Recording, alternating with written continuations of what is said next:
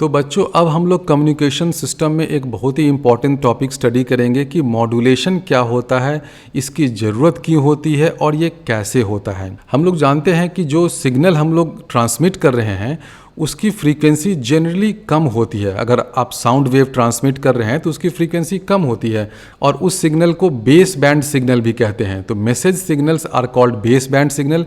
Base band इसलिए क्योंकि इसकी जो फ्रीक्वेंसी है वो बेस के करीब है, यानी कि फ्रीक्वेंसी कम है। ऑडियो सिग्नल्स जो होती हैं उनकी फ्रीक्वेंसी कितनी होती है? अप टू 20 किलो हर्ट्ज होती है। अब ये फ्रीक्वेंसी बहुत कम है।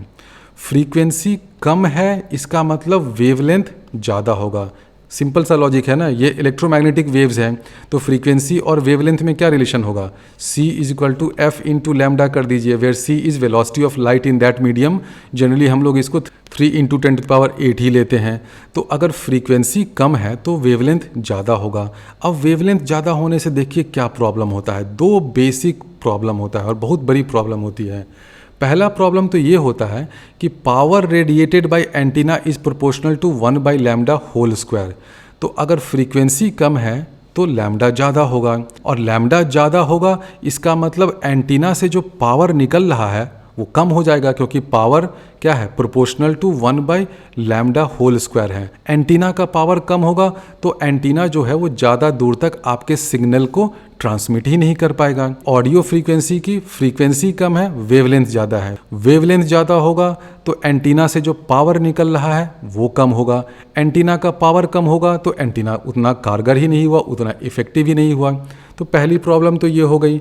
दूसरी प्रॉब्लम क्या हो जाएगी, जो मैंने पहले ही बताया था कि किसी भी वेव को अगर आप एंटीना से ट्रांसमिट करना चाहते हैं तो एंटीना का लेंथ λ/4 कम से कम इतना होना चाहिए। इससे ज़्यादा हो जाए बहुत अच्छी बात है, लेकिन इतना तो भाई चाहिए ही। तो अगर फ्रीक्वेंसी कम है तो ऑब्वियसली वेवलेंथ ज़्यादा होगा। वेवलेंथ ज़्यादा होगा यानी कि एंटीना का जो लेंथ है वो ज़्यादा होना चाहिए। तो ये भी एक प्रॉब्लम है। तो इन दोनों प्रॉब्लम को दूर करने का क्या तरीका हो सकता है? तरीका ये होगा कि आप इसकी फ्रीक्वेंसी को बढ़ा दीजिए। So for good transmission we need high power, hence need for high frequency transmission. यानी कि आप चाहते हैं कि जो सिग्नल आप ट्रांसमिट कर रहे हैं उसकी फ्रीक्वेंसी ज़्यादा हो जाए। अब आप सिग्नल कौन सा ट्रांसमिट कर रहे हैं? मैं जो बोल रहा हूँ उसको ट्रांसमिट कर रहे हैं। तो मैं तो चाहकर भी अपनी साउंड की फ्रीक्वेंसी को 20 किलो हर्ट्ज से 20 मेगा हर्ट्ज तो बढ़ा नहीं सकता हूँ ना। ये तो भगवान ने ऐसा बनाया है कि इंसानों की जो आवाज़ है वो 20 किलो हर्ट्ज तक ही हो सकती है। आप अपने गले में कुछ करके इस 20 किलो हर्ट्ज को 20 मेगा हर्ट्ज तो कर नहीं सकते हैं। तो जो मैसेज सिग्नल है वो तो लो फ्रीक्वेंसी पे ही रहेगा। लेकिन आप चाहते हैं कि जो एक्चुअल फाइनल सिग्नल जो ट्रांसमीटर से या एंटीना से निकल रहा है उसकी फ्रीक्वेंसी ज़्यादा हो जाए। यानी कि आप ये कर सकते हैं कि ये जो मैसेज सिग्नल है जिसकी फ्रीक्वेंसी लो है, यानी कि इसको हम लोग लिख दें फ्रीक्वेंसी ऑफ मैसेज, जो बेचारा लो है, तो आप चाहते हैं कि जो वेव्स ट्रांसमिट हो रही हैं एंटीना से उसकी फ्रीक्वेंसी ज़्यादा हो। तो आप क्या करिएगा, एक दूसरा कैरियर वेव ले लीजिए और कैरियर वेव ऐसा लीजिए कि कैरियर की फ्रीक्वेंसी ज़्यादा हो। ध्यान रखिए, कैरियर की फ्रीक्वेंसी ज़्यादा इसलिए चाहिए क्योंकि कैरियर की फ्रीक्वेंसी ज़्यादा होगी तो कैरियर वेव का वेवलेंथ कम होगा। वेवलेंथ कम होगा तो एंटीना से ज़्यादा पावर निकलेगा। उसी तरह वेवलेंथ कम होगा तो एंटीना का लेंथ रिक्वायर्ड भी कम होगा। तो मॉड्यूलेशन की ज़रूरत इसीलिए पड़ती है क्योंकि हमारा जो मैसेज सिग्नल है उसकी फ्रीक्वेंसी कम है। तो हम लोग इस कम फ्रीक्वेंसी के मैसेज को एक कैरियर में बैठा देते हैं। मान लीजिए कि आपका स्पीड बहुत कम है और आपको स्कूल जाना है, स्कूल 10 किलोमीटर दूर है, तो आप धीरे धीरे धीरे टुघुर के जाएंगे तो आपको 2 घंटा लग जाएगा, तब तक तो आप लेट हो जाएंगे। तो आप क्या करिएगा, किसी कैरियर में बैठ जाइएगा, किसी टेम्पो में बैठ जाइएगा, किसी बस में बैठ जाइएगा। बस की फ्रीक्वेंसी ज़्यादा होगी। तो एग्जैक्टली वही चीज़ सिग्नल कम्युनिकेशन में भी होता है। एक कैरियर आता है जिसकी फ्रीक्वेंसी ज़्यादा है, मैसेज को हम लोग उस कैरियर में बैठा देते हैं और फिर चैनल से पास करा देते हैं। जब वहाँ पर रिसीव होता है तो रिसीविंग स्टेशन में कैरियर को अलग कर दिया जाता है, मैसेज को अलग कर दिया जाता है और मैसेज को रिसीवर को दे दिया जाता है। तो ये सिंपल बेसिक चीज़ है। अब आगे हम लोग इसका ब्लॉक डायग्राम भी देखेंगे कि ट्रांसमिटिंग स्टेशन में मॉड्यूलेशन के टाइम क्या होता है और रिसीविंग साइड में डी मॉड्यूलेशन कैसे होता है। डी मॉड्यूलेशन मतलब एक कंबाइंड सिग्नल में से काम का सिग्नल, मैसेज का सिग्नल को वापस निकालना, उसको कहते हैं डी मॉड्यूलेशन। तो अभी हम लोग ये देखेंगे कि मैसेज सिग्नल का मॉड्यूलेशन कैसे होता है और मॉड्यूलेशन कितने टाइप्स के होते हैं। तो बच्चों अब हम लोग देखते हैं कि मॉड्यूलेशन होता क्या है, कैसे होता है, उसका मैथमेटिकल फाउंडेशन क्या है। मान लीजिए आपके पास एक मैसेज सिग्नल है, इसलिए मैंने उसका नाम m से दिया है। और mt क्यों लिखा है? क्योंकि ऑब्वियसली वो सिग्नल है तो फंक्शन ऑफ टाइम होगा और हम लोग इसको साइनसॉइडल फंक्शन ही एज्यूम कर रहे हैं। तो mt जो मैसेज सिग्नल है इसको हम लोग लिख देते हैं am into sine omega mt। समझ में आ गया होगा। सिंपल एक वेव है हमारे पास, साइनोसॉइडल वेव है जिसका नाम हमने mt दिया है। ये मैसेज सिग्नल है, उसका एम्पलीट्यूड am है और साइन ओमेगा t तो उसका साइनोसॉइडल नेचर दिखा रहा है। ओमेगा m क्या है? ओमेगा m है मैसेज की फ्रीक्वेंसी, जिसको बेस बैंड फ्रीक्वेंसी भी कहते हैं। और ये फ्रीक्वेंसी जनरली कम होती है तभी तो आप मॉड्यूलेशन वगैरह करके इस मैसेज को किसी कैरियर पे बैठा देते हैं कि जाओ बेटा टेम्पो पकड़ लो, ऑटो पकड़ लो, भाग जाओ। तो ये मैसेज है और ये ओमेगा m उसकी फ्रीक्वेंसी है जो जनरली कम होती है। अब इस मैसेज को आप नॉर्मल एंटीना से तो ट्रांसमिट कर नहीं सकते हैं क्योंकि ओमेगा m कम है। ओमेगा m कम है तो इसका लैम्डा ज़्यादा होगा, लैम्डा ज़्यादा होगा तो एंटीना का ट्रांसमिटिंग पावर कम हो जाएगा, एंटीना की लेंथ बहुत लंबी चाहिए। तो इन्हीं सब प्रॉब्लम को दूर करने के लिए हम लोग एक कैरियर सिग्नल CT लेते हैं। इसका इक्वेशन क्या हो जाएगा? बिल्कुल ऐसा ही होगा। AC इसको कर देते हैं, इसका एम्पलीट्यूड इनटू कर देते हैं साइन ओमेगा CT। तो ये जो दूसरा सिग्नल है ना, ये हो गया कैरियर सिग्नल। एम्पलीट्यूड इसका AC है, फ्रीक्वेंसी इसकी ओमेगा C है एंड ऑब्वियसली ओमेगा C जो है वो ओमेगा m से बहुत ज़्यादा होगा। ओमेगा m यानी कि मैसेज की फ्रीक्वेंसी हो सकती है कि किलो हर्ज में हो जाए, ओमेगा C हो सकता है कि मेगा हर्ज, गीगा हर्ज में भी हो सकता है। तो यहाँ तक समझ में आया। ये mt है मैसेज सिग्नल जिसे हमें भेजना है। ये अकेले नहीं जा सकता है क्योंकि ये बहुत ही निकम्मा स्लो प्राणी है, धीरे धीरे चलता है। उसको तेज़ी से भेजने के लिए आपको क्या देना पड़ेगा? एक कैरियर पे इसको बैठाना पड़ेगा कि बेटा मैसेज तो इस कैरियर पे बैठ जा। अब ये कैसे बैठेगा? गोद में तो जाके बैठेगा नहीं ना, कैसे बैठेगा सोचिए। ये मैसेज है, अब ये मैसेज इस कैरियर में कैसे बैठ सकता है? बैठने का 3 तरीका है। जैसे होता है ना कि अगर आप किसी छोटे से बच्चे को साइकिल में बैठा रहे हैं तो बैठाने का 3 तरीका है। आप उसको साइकिल में आगे की तरफ हैंडल पे बैठा सकते हैं, पीछे एक कैरियर होता है उस पर बैठा सकते हैं। कुछ लोग होते हैं कि उस बच्चे को अपने पीठ पे बैठा लेते हैं। तो बहुत सारे तरीके होते हैं एक छोटे से बच्चे को कैरियर में या साइकिल में या ऑटो में, टेम्पो में बैठा कर ले जाने का। वही तरीका यहाँ पर भी है। ये जो बेचारा mt है, ये छोटा सा बच्चा है, उसको ये कैरियर अपनी गोद में बैठा के ले जाएगा। तो ये mt कहाँ कहाँ बैठ सकता है? 3 जगह बैठ सकता है। पहला तो ये है कि ये mt इस कैरियर के एम्पलीट्यूड में बैठ जाए और एम्पलीट्यूड का वेरिएशन करने लगे। पहला ये होगा, उसको कहते हैं एम्पलीट्यूड मॉड्यूलेशन।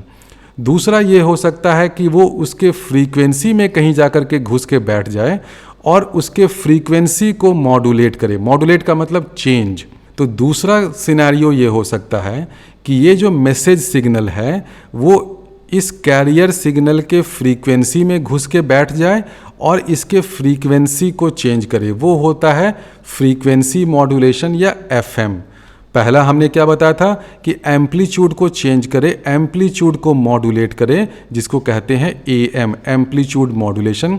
और तीसरा एक होता है कि इसमें जो फेज है ना, अभी तो देखिए इसका फेज कांस्टेंट इनिशियल 0 है। नॉर्मली हम लोग वेव्स में जब फेज कांस्टेंट लिखते हैं तो कैसा लिखते हैं? इस तरह का कुछ लिखाता है ना कि भाई sine omega t plus phi या थीटा कुछ होता है। यहाँ पर आप देख रहे हैं कि फाई की वैल्यू 0 है।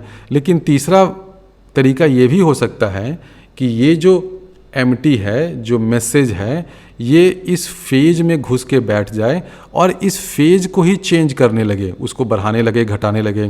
तो वो कहलाता है फेज मॉड्यूलेशन। तो मॉड्यूलेशन के 3 तरीके होते हैं, एम्पलीट्यूड मॉड्यूलेशन, फ्रीक्वेंसी मॉड्यूलेशन और तीसरा हो गया फेज मॉड्यूलेशन। इन तीनों मॉड्यूलेशन को हम लोग ग्राफिकली देखिए रिप्रेजेंट करते हैं तो कैसा होगा? ये है मैसेज सिग्नल। आप देख रहे हैं ना, ये मैसेज सिग्नल है, बिल्कुल ये खुल्लम खुल्ला चल रहा है, यानी कि ऑब्वियसली इसकी फ्रीक्वेंसी कम है ना। देख रहे हैं ना कि 1 सेकेंड में बहुत ही धीरे धीरे अलसाते हुए जा रहा है। ये है ऊपर वाला कैरियर सिग्नल। कैरियर सिग्नल देख रहे हैं ऊपर में जल्दी जल्दी जल्दी जल्दी जिग जिग जिग जिग ऊपर नीचे कर रहा है, तो ऑब्वियसली इसकी फ्रीक्वेंसी ज़्यादा है। इसका टाइम पीरियड देख रहे हैं ना, कम है। इस मैसेज सिग्नल का टाइम पीरियड ज़्यादा है, तो ऑब्वियसली इसकी फ्रीक्वेंसी कम है। मैसेज की फ्रीक्वेंसी कम है, कैरियर सिग्नल की फ्रीक्वेंसी ज़्यादा है। अब ये मैसेज सिग्नल इस कैरियर सिग्नल के एम्पलीट्यूड को अगर मॉड्यूलेट करे, चेंज करे, तो वो हो जाता है एम्पलीट्यूड मॉड्यूलेशन। कैसे बनता है ग्राफ, मैं दिखाता हूँ। ये है amplitude modulated wave, AM wave. अब जो वेव बन रहा है उसके एम्पलीट्यूड का एनवेलप देखिए, एनवेलप मतलब उसको जो इनक्लोज कर रहा है। ये वाला जो लाइन है ना, ऐसे ऐसे देखिए आ रहा है, ऐसे ऐसे जो आ रहा है, इसकी फ्रीक्वेंसी आप देखिएगा कि मैसेज से मैच कर रही है। ये जो एनवेलप बना है ना, ये वाला एनवेलप, इसकी फ्रीक्वेंसी और मैसेज की फ्रीक्वेंसी एग्जैक्टली सेम है।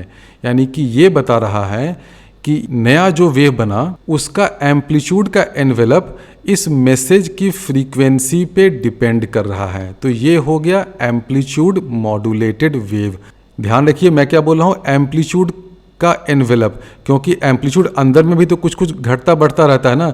ये पैटर्न वैसा ही है जैसा कि हमने बीट्स में दिखाया था, ऑलमोस्ट वैसा ही पैटर्न है। इनफैक्ट बीट्स वाले चैप्टर में भी मैंने बोला था कि जो बीट्स होते हैं वही थियरी लगती है एम्पलीट्यूड मॉड्यूलेशन में।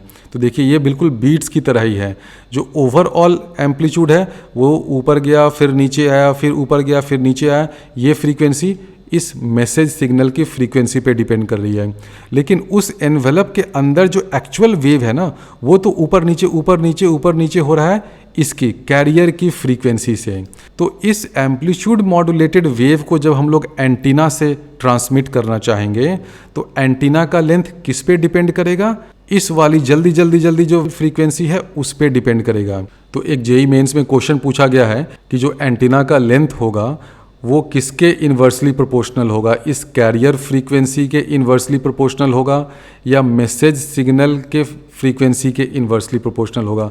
ऑब्वियसली वो कैरियर सिग्नल के फ्रीक्वेंसी के इन्वर्सली प्रोपोर्शनल होगा, क्योंकि हम लोग जानते हैं लेंथ ऑफ एंटीना क्या होता है, λ/4, यानी कि जो वेव निकल रही है उसके वेवलेंथ के प्रोपोर्शनल है। तो जो वेव निकल रही है उसका फ्रीक्वेंसी या उसका वेवलेंथ वो किस पे डिपेंड कर रहा है, कैरियर की फ्रीक्वेंसी पे। कैरियर की फ्रीक्वेंसी पे डिपेंड करेगा तभी तो हमें फ़ायदा होगा ना कि हाँ भाई हमने मॉड्यूलेशन किया तो हम छोटे से एंटीना से काम चला रहे हैं। अगर मॉड्यूलेशन के बाद भी मैसेज की फ्रीक्वेंसी पे डिपेंड करेगा तब तो फिर मॉड्यूलेशन करने से फ़ायदा क्या हुआ। तो इसलिए ये देखिए कि जो एम्पलीट्यूड मॉड्यूलेटेड वेव बना भी है उसके अंदर जो ये जिग जिग जिग ऊपर नीचे हो रहा है ना, ये वाली फ्रीक्वेंसी ज़्यादा वाली फ्रीक्वेंसी है, इस कैरियर की फ्रीक्वेंसी है। आप देख रहे हैं मैसेज की जो फ्रीक्वेंसी है वो क्या डिटरमिन करती है, वो डिटरमिन करती है कि जो एम्पलीट्यूड है ना उसका एनवेलप वो किस फ्रीक्वेंसी से ऊपर और नीचे जा रहा है, वो डिपेंड करता है मैसेज की फ्रीक्वेंसी पे, MT की फ्रीक्वेंसी पे। तो ये तो हो गया एम्पलीट्यूड मॉड्यूलेटेड वेव। अब आपके सिलेबस में सिर्फ यही वेव है, अगला जो फ्रीक्वेंसी मॉड्यूलेटेड और फेज मॉड्यूलेटेड है वो सिलेबस में नहीं है। बस मैं उसका डायग्राम आपको दिखा देता हूँ ताकि आपको समझ में आ जाए कि उसमें क्या होता है। ये देखिए ये वाला है फ्रीक्वेंसी मॉड्यूलेटेड वेव। इसमें आप देख रहे हैं कि जब मैसेज अपने पीक पे है, ज़्यादा हो गया, तो फ्रीक्वेंसी यहाँ ज़्यादा हो गई। मैसेज जब अपने मिनिमम पे है, डाउन साइड में है, तो फ्रीक्वेंसी देखिए कम हो गई। फिर यहाँ मैसेज का एम्पलीट्यूड ज़्यादा हुआ तो फ्रीक्वेंसी फिर बढ़ गई। तो आप इस वेव को देखिए फ्रीक्वेंसी मॉड्यूलेटेड वेव को, तो उसकी फ्रीक्वेंसी जो है वेव की देखिए यहाँ पर बढ़ गई, यहाँ पे घट गई, फिर यहाँ बढ़ गई, फिर यहाँ पर घट गई। तो ये फ्रीक्वेंसी बढ़ती घटती रहती है, ये होता है FM में। फेज मॉड्यूलेशन में क्या होता है कि जैसे ही मैसेज बढ़ा तो यहाँ पर कुछ फेज बढ़ गया। तो फेज मॉड्यूलेटेड वेव को तो आप डायग्राम में देख करके आइडेंटिफाई उतनी आसानी से नहीं कर सकते हैं, क्योंकि फेज चेंज होने से इस डायग्राम में उतना कोई विजुअल अप्रिशिएबल चेंज आपको नहीं दिख रहा होगा। इसको तो वैसे भी भूल जाइए, तो सिलेबस में भी नहीं है, FM भी सिलेबस में नहीं है, सिर्फ सिलेबस में है आपके ये एम्पलीट्यूड मॉड्यूलेटेड वेव। तो इसलिए अभी हम लोग इसी पर ज़्यादा कलाकारी करेंगे, इसी का मैथमेटिकल पोस्टमार्टम करेंगे कि इसमें क्या होता है। तो एम्पलीट्यूड मॉड्यूलेशन में हम लोग जानते हैं कि ये जो मैसेज सिग्नल है या मैसेज वेव है वो कैरियर वेव के एम्पलीट्यूड को मॉड्यूलेट करता है, इसमें कलाकारी करता है। तो जो मॉड्यूलेटेड वेव है उसका इक्वेशन क्या हो जाएगा, उसका हम लोग नाम CMT दे देते हैं। CM से मतलब क्या हुआ कि ये मॉड्यूलेटेड वेव है, मॉड्यूलेशन होने के बाद, एम्पलीट्यूड मॉड्यूलेशन होने के बाद जो वेव बना है उसका इक्वेशन हम लोग लिख रहे हैं। तो वो हो जाएगा, इस कैरियर के एम्पलीट्यूड को इस MT से चेंज करिए, यानी कि वो हो जाएगा AC प्लस यहाँ पर आ जाएगा AM साइन ओमेगा टी, उससे क्योंकि वो वैरी कर रहा है, और इनटू साइन ओमेगा CT, ये रहेगा ही। तो ये बहुत ही इंपॉर्टेंट स्टेप है, ये समझ लीजिए कि ये कहाँ से आता है। इसके बाद तो सिंपल इसमें मैथमेटिकल जगलरी है और कुछ नहीं है।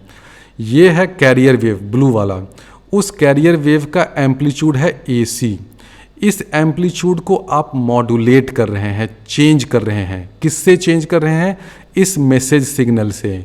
तो मॉड्यूलेटेड वेव जो होगा उसका इक्वेशन जब बनेगा तो उसमें एम्पलीट्यूड की जगह AC तो रहेगा ही, साथ में ये मेहमान भी आ जाएंगे, ये बाराती भी आ जाएंगे, AC plus AM sign omega MT और इनटू साइन ओमेगा CT तो पहले भी था अभी भी रहेगा।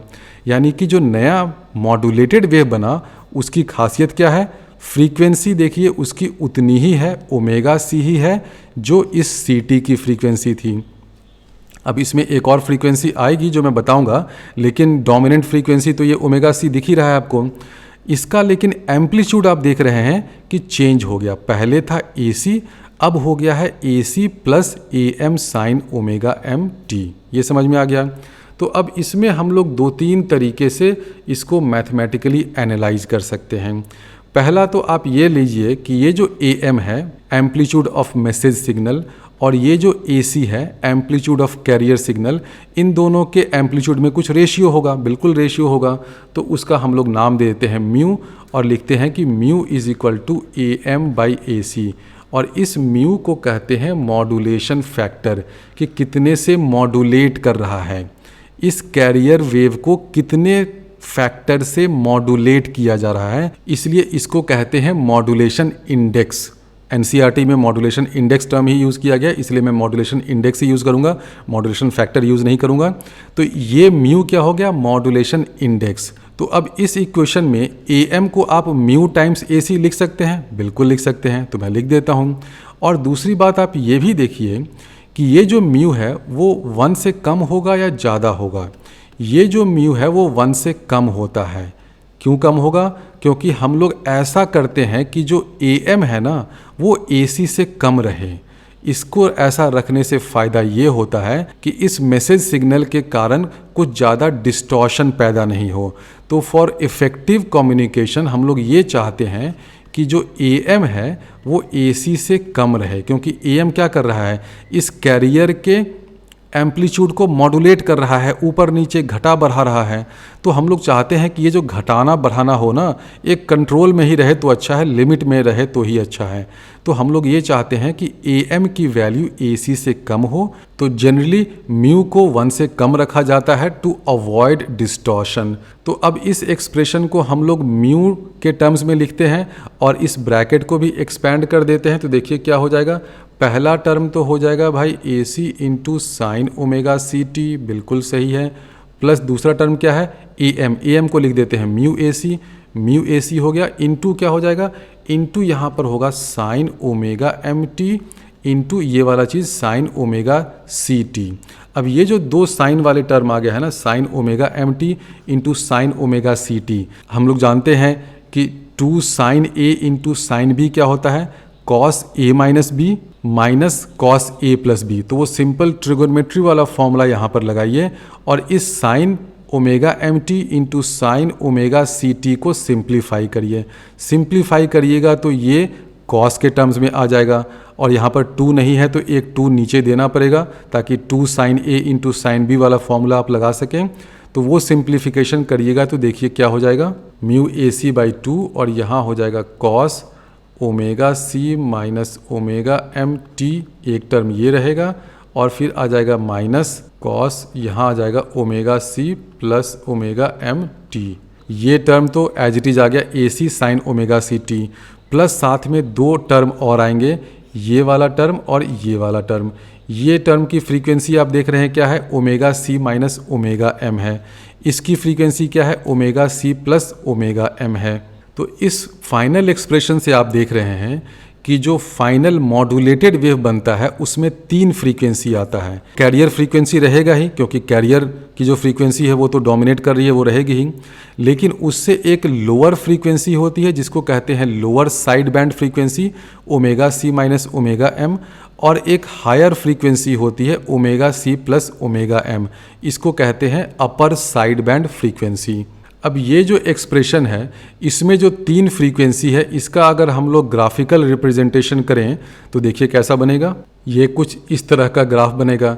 ओमेगा सी है कैरियर की फ्रीक्वेंसी इस वाले टर्म के कारण, omega C minus omega M ये हो गया lower side band frequency, omega C plus omega M ये हो गया अपर साइड बैंड फ्रीक्वेंसी। और तीनों फ्रीक्वेंसी का एम्पलीट्यूड देखिए क्या होगा। जो बीच वाला जो कैरियर फ्रीक्वेंसी है उसका एम्पलीट्यूड है AC, जो दोनों साइड बैंड फ्रीक्वेंसी है उसकी एम्पलीट्यूड है म्यू AC/2। तो कभी ये भी क्वेश्चन पूछा जा सकता है, वैसे ये NCERT में है नहीं, कि जो दोनों साइड बैंड है और जो सेंट्रल फ्रीक्वेंसी है उसका इंटेंसिटी का रेशियो बताइए। तो हम लोग जानते हैं कि इंटेंसिटी किस पे डिपेंड करता है, वेव में एम्पलीट्यूड स्क्वायर पे डिपेंड करता है। यानी कि जो सेंट्रल वाला है वो किसके प्रोपोर्शनल होगा, AC स्क्वायर के प्रोपोर्शनल होगा। और जो दोनों लोअर और अपर साइड बैंड है वो प्रोपोर्शनल हो जाएगा mu square AC square by 4 के। ये एक लोअर वाला ये होगा, अपर वाला भी इतना ही होगा। तो अगर इसको दोनों को ऐड करना है तो इसको डबल कर दीजिए, तो ये हो जाएगा mu square AC square by 2। और जो सेंट्रल वाला है उसकी इंटेंसिटी हो जाएगी AC स्क्वायर।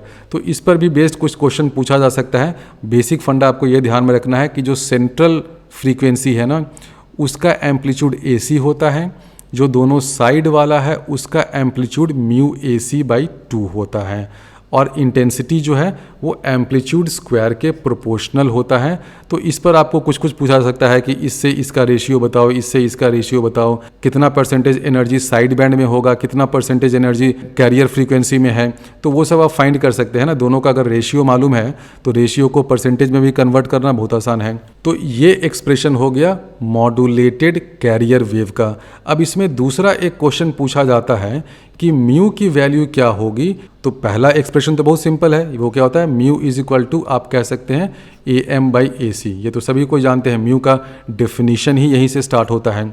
लेकिन एक दूसरा तरीका भी होता है म्यू को रिप्रेजेंट करने का, मैं बताता हूँ क्या होता है। आप इस एक्सप्रेशन से देखिए कि जो एम्पलीट्यूड है मॉड्यूलेटेड वेव का वो वेरी करेगा ही इस AM साइन ओमेगा MT के कारण। वेरी कहाँ से कहाँ करेगा, ये AC तो फिक्स है। इस AM साइन ओमेगा MT की मैक्सिमम वैल्यू क्या हो सकती है, साइन की मैक्सिमम वैल्यू 1 हो सकती है, +1। तो ये वाला टर्म मैक्सिमम कितना हो सकता है, +AM हो सकता है। यानी कि मैक्सिमम वैल्यू ऑफ एम्पलीट्यूड कितना हो सकता है, A मैक्स कितना होगा, A मैक्स होगा AC प्लस AM। उसी तरह मिनिमम एम्पलीट्यूड क्या होगा, साइन ओमेगा MT की मिनिमम वैल्यू क्या हो सकती है, -1। तो इस एक्सप्रेशन की जो ब्रैकेट के अंदर महाशय बैठे हुए हैं इसका मिनिमम वैल्यू क्या होगा, AC माइनस AM। तो लिख दीजिए, तो हम लोग कर देते हैं A minimum this is equal to AC minus AM। अब यहाँ से देखिए क्या कलाकारी होती है। ये जो एक्सप्रेशन है ना, AC plus AM is equal to A maximum और AC minus AM is equal to A minimum. अब यहाँ से देखिए क्या कलाकारी होती है। ऊपर वाले रिलेशन में से नीचे वाले रिलेशन को सब्ट्रैक्ट करिए। सब्ट्रैक्ट करिएगा तो क्या मिलेगा, इधर आपको 2AM मिल जाएगा, ये AC कैंसिल हो जाएगा और एक साइड आपको 2AM मिलेगा। तो हम लोग लिख सकते हैं 2AM this is equal to A max minus A minimum, बिल्कुल लिख सकते हैं। अब आप क्या करिए, इस रिलेशन को ऐड करिएगा तो ये AM और ये AM कैंसिल हो जाएगा। तो ऐड करने पे क्या हो जाएगा, आपको मिलेगा 2AC this is equal to A max plus A minimum, बिल्कुल सही है। अब आप क्या करिए, LHS और RHS को डिवाइड कर दीजिए। इसको और इसको जब डिवाइड करिएगा तो ये 2 और 2 कैंसिल हो जाएगा। क्या मिलेगा, AM/AC। और AM/AC बाई डेफिनीशन क्या होता है, ये होता है म्यू मॉड्यूलेशन इंडेक्स। यानी कि हमने मॉड्यूलेशन इंडेक्स का एक नया फॉर्मूला डिराइव कर दिया। क्या डिराइव कर दिया, mu is equal to A max minus A minimum divided by क्या हो जाएगा, A max plus A minimum.